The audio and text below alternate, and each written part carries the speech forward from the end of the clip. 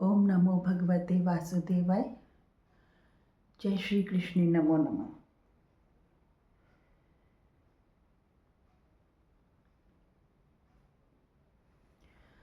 आज हम कृष्ण दर्शन शास्त्र का चैप्टर 12 लेके उपस्थित हुए हैं। राधे कृष्ण लीला। राधे और कृष्ण, राधे और कृष्ण एक ही प्राण हैं और द्वापर युग में एक ही प्राण दो तन लेकर अवतरित हुए थे, राधा और कृष्ण।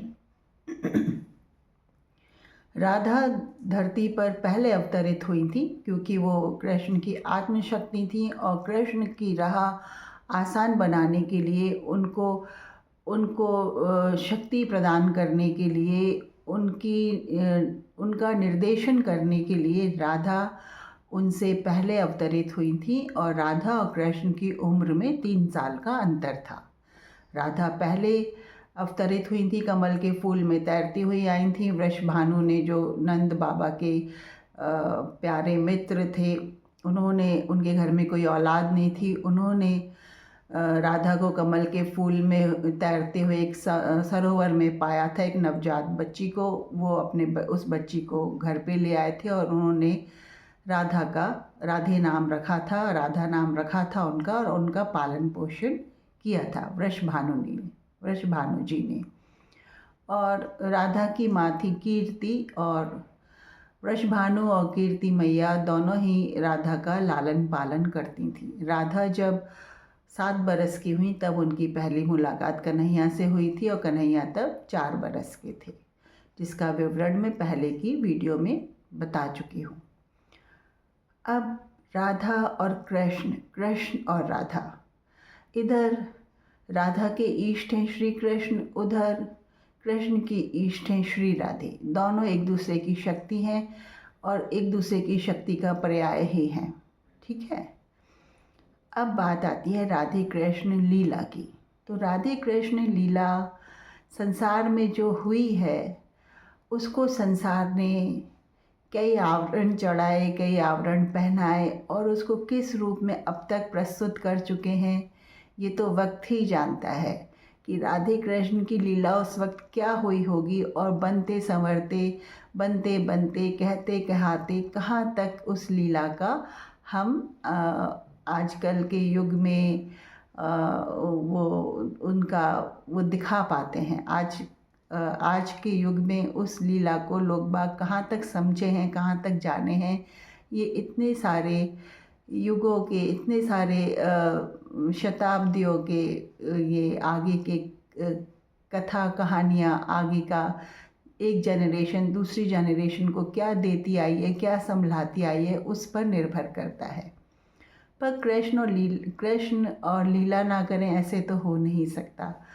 तो सुनिए कृष्ण और राधे की लीला।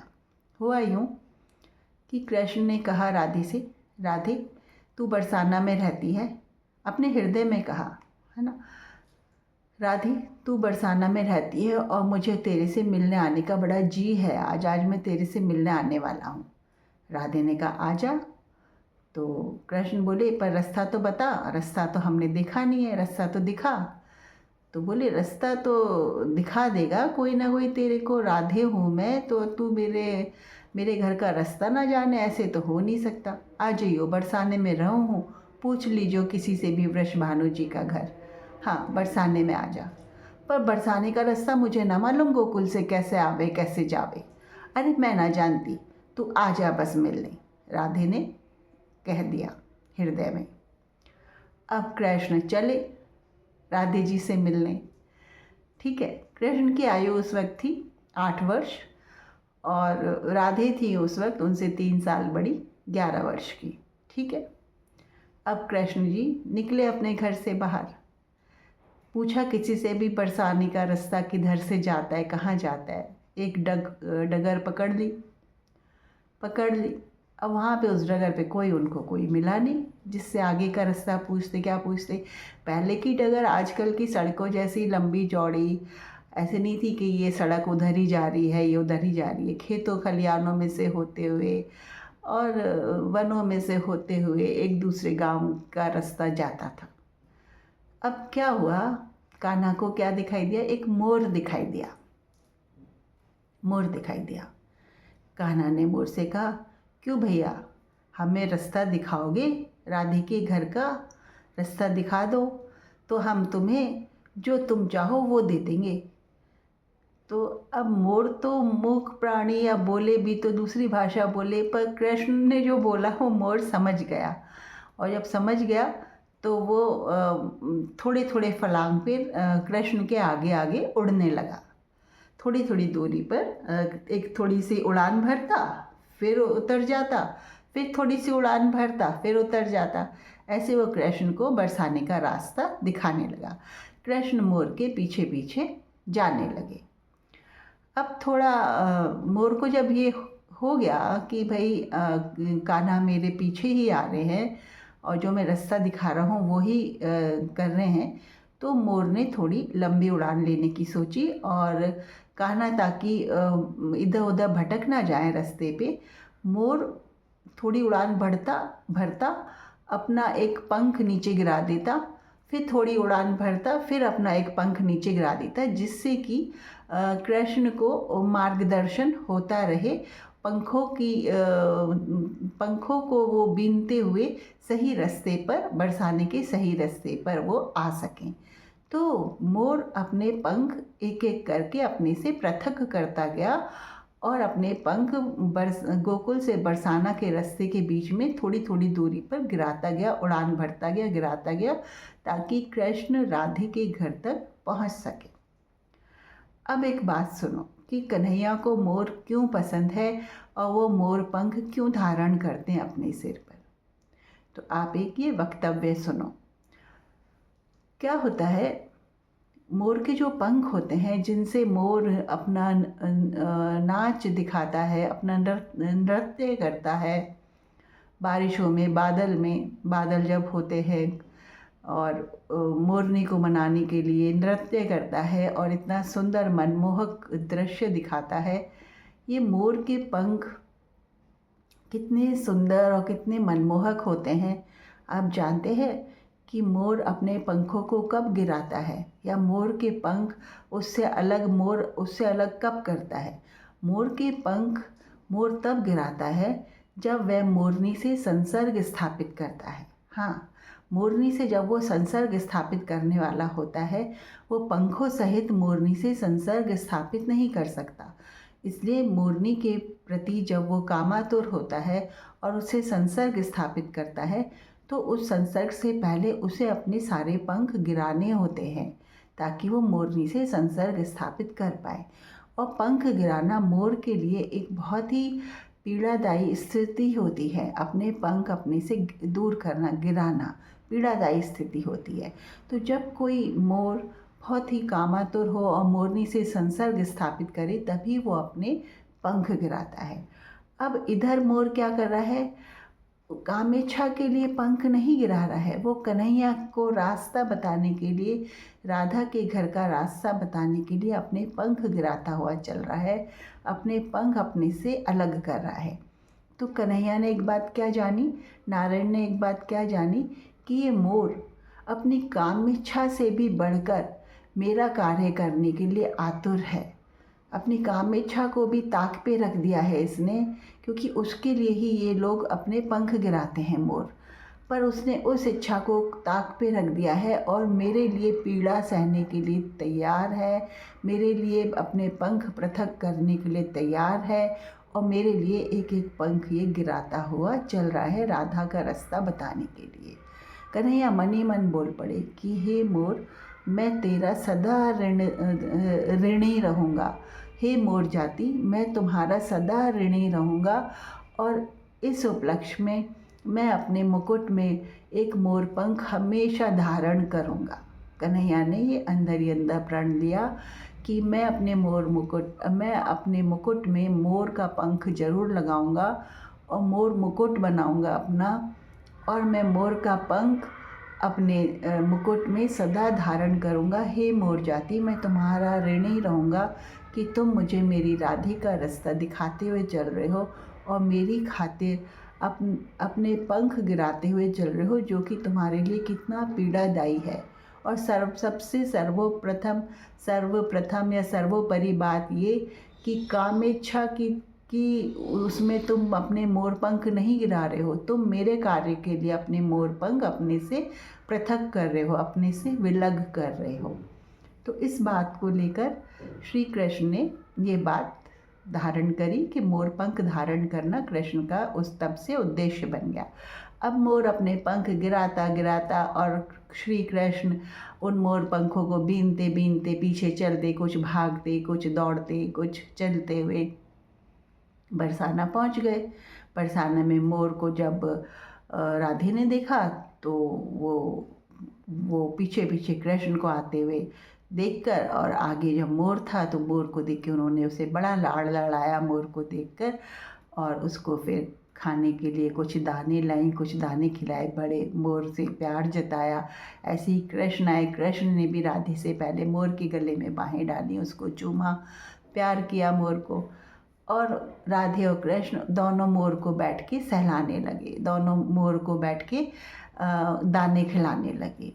तो ये था राधे कृष्ण का मिलन, जब कृष्ण राधे से मिलने आए थे। तो ये बात है।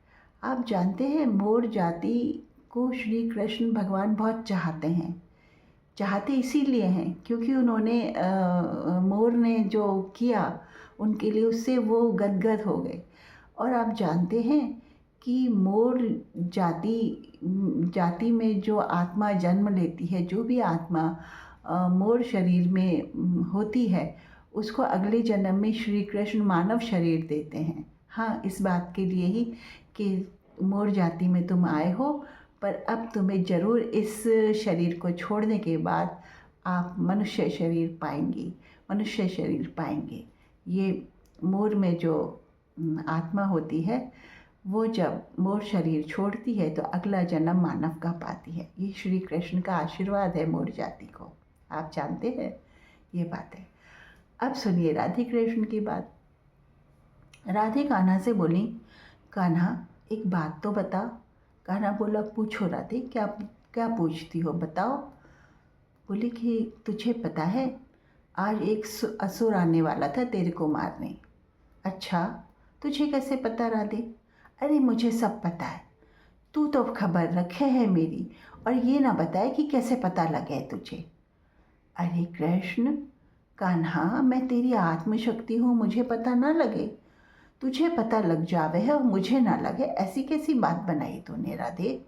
कृष्ण बोले, हाँ हाँ मुझे पता लगे क्योंकि तेरे बड़ी हूँ उम्र में। अरे उम्र में बड़ी तो है तू है, ये तो मैं जानू हूँ, पर मैं ये भी जानू हूँ कि 10 गोपियाँ बैठी रहवे जिनके बीच में तू बैठी बतलाती रहवे, इसलिए तू खबर पावे है सबसे, सब जानू हूँ मैं। कृष्ण बोले, तो खबर पाऊँ हूँ तो पाऊँ हूँ, तेरे को बताने के लिए ही तो पाऊँ हूँ। कौन सा असुर ढूंढ रहा मुझे? अब मैं ना बताती, ना बता तो ना बता, घर में आऊँगा, घर में जाऊँगा तो बताएगी तो सही। अभी ना बता रही, अभी ना बता, अंदर तो बताएगी हृदय में, तब तो बताएगी राधे, मैं सब जानू हूँ। कन्हैया बोले, अच्छा तो सुन, एक असुर ढूंढ रहा था तुझे। उस असुर का नाम है हियग्रीव। हियग्रीव, हियग्रीव, हाँ हियग्रीव। कौन है असुर, ये क्या करे है? अरे ये कुछ ना करता, ये तेरे को मारने आवेगा। कब? जब तू गौएं चराने जाएगा अगले दिन। तुझे कैसे पता? अरे मैं बता रही हूँ ना तेरे को, हियग्रीव तुझे मारने आएगा। और ये हियग्रीव नाम का असुर पता है क्या है, कैसा है? कैसा है कि घोड़े की तरह दौड़ता है। घोड़े की तरह दौड़ता है, हाँ घोड़े की तरह दौड़ता है। और ये तेरे को किसी भी तरीके से छल करके अपने ऊपर बिठाएगा, अपने ऊपर बिठाएगा, और तुझे ये दौड़ के या कैसे भी अपने ऊपर बिठा के ये तुझे मार के रहेगा। अच्छा, ऐसा करेगा? बिल्कुल ऐसा करेगा। तो क्या करना है मुझे? अब तू देख ले कान्हा, मैंने तुझे बता दिया है, और आत्मशक्ति के रूप में मैं तेरे अंदर हूँ कान्हा। तू देख, मैं क्या देखूँगा? अब जब तू आत्मशक्ति है तो तू बता मुझे, मुझे क्या करना है? तो सुन कान्हा, तू क्या करिए, ये तुम बालक जब खेल रहे होगे तब ये आएगा, ये भी बालक बन के आएगा, पर तुझे पहचानना है इसे। कैसे पहचानूंगा? अरे वाह, तेरे ग्वाल बालों को तू ना जाने कौन कैसा है, कैसा है, कैसा नहीं है। जो भी कोई अलग प्रकार का लगे, समझ जियो कि ये कौन सा नया बालक आ गया मेरे खेल में। फिर क्या? अब वो तुझे बिठाएगा तो तू उस पर बैठ के इतना भार पैदा कर दीजो कि ये तेरा भार सही ना पाए, और पटकनी दे दीजो इसको, है। ये तेरे को बिठा के भागेगा, दौड़ेगा, तू इतना भार पैदा कर दीजो अपना बैठ के इनके उसके ऊपर, और पटकनी दे दीजो उसे। तुझे उसे मारना है, हाँ, उस असुर को मारना है, और ये मैंने तुझे बता दिया है। राधे ने श्री कृष्ण को कहा। कृष्ण बोले, ठीक है राधे, ठीक है। बस ये बातें हुई और कृष्ण राधे से मिलकर वापस आ गए। तो राधे कृष्ण की लीला प्रेम प्रसंग नहीं है कि प्रेमी प्रेमिका मिले और प्रेमी प्रेमिका प्रेमियों की तरह बतलाए या क्या किया क्या ना किया, ये नहीं। ठीक है, एक रस है, बातों में रस है, लेकिन जिन कार्यों के लिए आए हैं वो कार्य भी संपन्न हो रहे हैं या करा रहे हैं।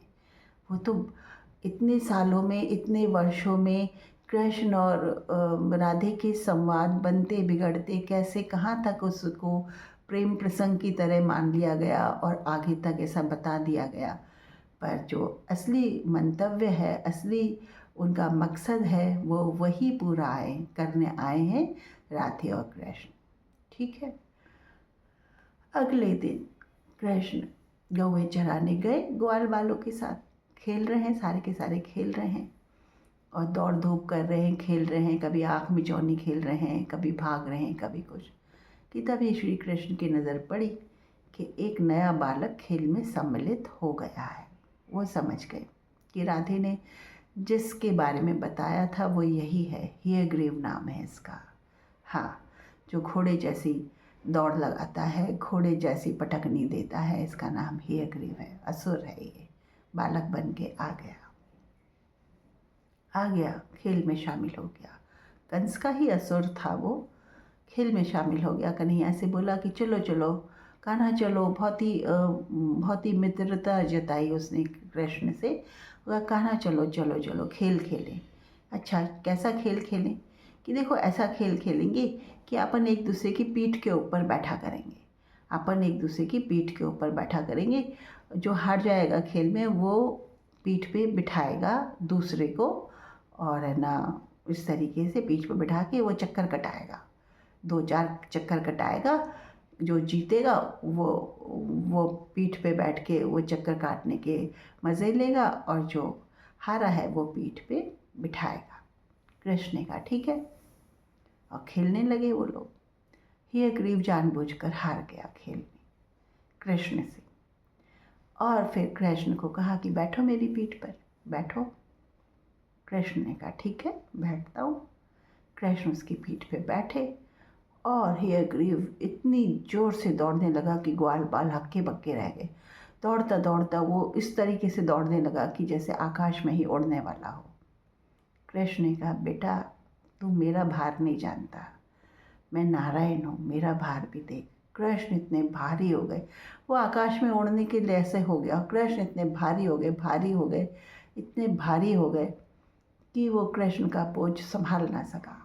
आकाश में उड़ने की जो उसकी प्रक्रिया थी, जो आकाश में उन्मुक्त होके वो उड़ान लेना चाह रहा था, उस भार को सह ना सका और नीचे ज़मीन पे पटकनी हो गई उसकी, और वो कृष्ण के भार से इतना दब गया, इतना सांस फूल गया उतना, और चारों खाने चित्त हो गया और उसके प्राण निकल गए। इस तरीके से हयग्रीव को श्री कृष्ण ने उस असुर को मारा, धराशायी कर दिया। ये प्राण निकल गए। सबको आल-पाल आ गए कि बताओ, हमारे कन्हैया को किस तरीके से घुमा रहा था, कितनी पटकनी देने की कह रहा था। कन्हैया तू ठीक तो है ना, ठीक तो है ना तू कान्हा, देख तो सही कैसे क्या हो गया क्या नहीं हुआ। उधर राधे भी उधर से चली आई, उन्हें भी पता चला कि ऐसे ऐसे हुआ, राधे भी उधर आ गई थी और राधे और कृष्ण फिर एक दूसरे से मिले थे। राधे ने उनको बहुत सिर पे हाथ फेरा कृष्ण के, और कृष्ण से कहा, कान्हा तेरे लगी तो नहीं, तू ठीक तो है? कृष्ण बोले, राधे तेरे होते हुए कैसे लग सकती है मेरे को, ऐसा कुछ नहीं हुआ है, सब ठीक है। तो फिर राधे बोली, अब अगली बार का बताओ। कृष्ण बोले, बताती रही हो हृदय में, हर बार आऊँगा क्या मिलने, बता दीजिए हृदय में। अरे मैं बता दूँगी, तू चिंता ना कर। तो ये थी हयग्रीव को मारने की कथा। दूसरा राक्षस कौन आया, वो था वकासुर। वकासुर एक राक्षस था, एक असुर था, कंस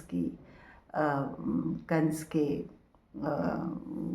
राज्य से, कंस की असुरों की सेना में से वकासुर।